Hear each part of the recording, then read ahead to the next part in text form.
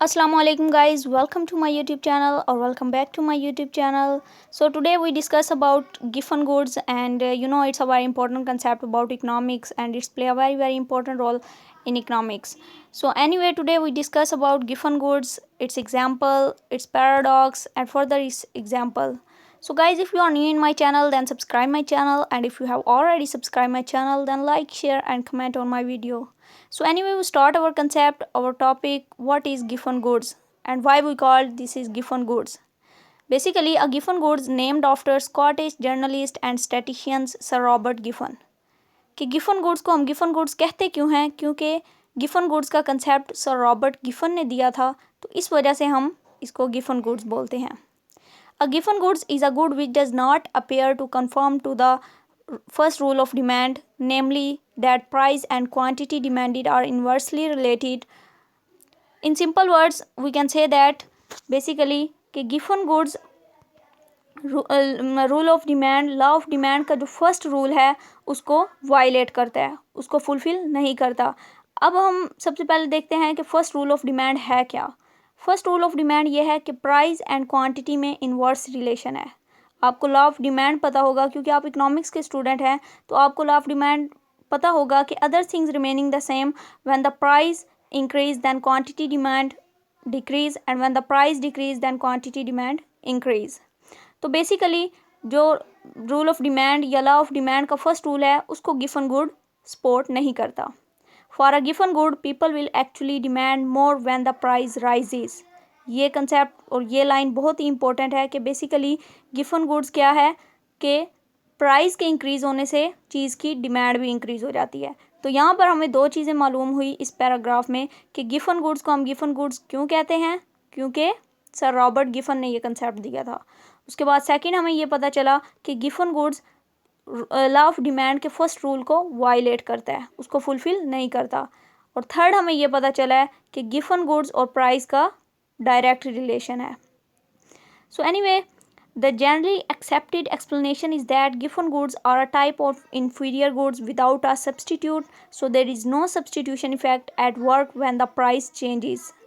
In simple word कि given goods type है inferior goods की, ठीक है, और इस पर कोई भी सब्सटीट्यूशन इफेक्ट नहीं होता.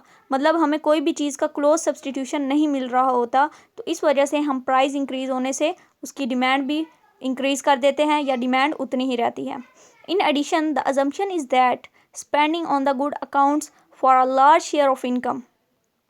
The classical example referred by a Giffen was the case of bread, which the poor consumed more when its price rise. कि बेसिकली अगर ब्रेड की प्राइस इंक्रीज़ कर जाती है तो एक पुअर शख्स उसकी कंजप्शन में कमी नहीं लाएगा, उसकी डिमांड में कमी नहीं लाएगा, बल्कि उसकी डिमांड उतनी ही रहेगी बेशक उसकी प्राइस इंक्रीज़ हो गई है.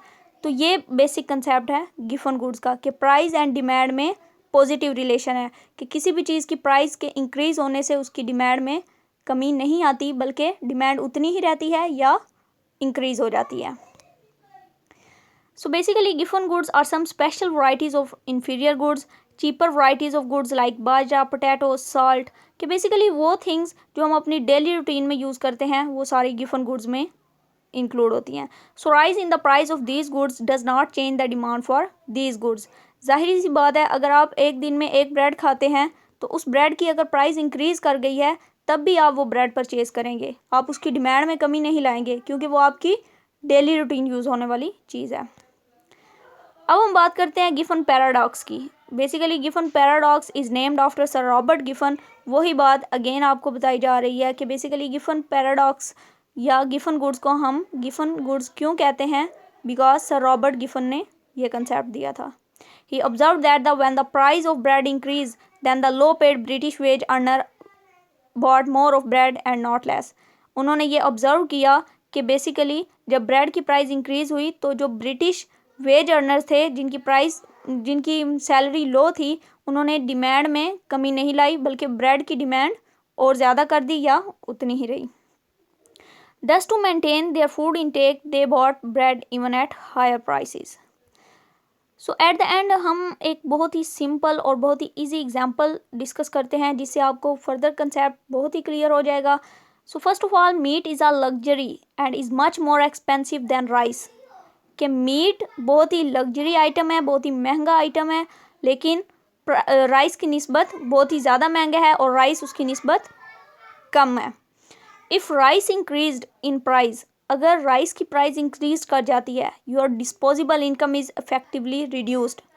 जाहिर सी बात है, आपकी कंजप्शन में राइस भी इन्वॉल्व है, आप राइस पर भी मंथली अपना बजट सेट करते होंगे।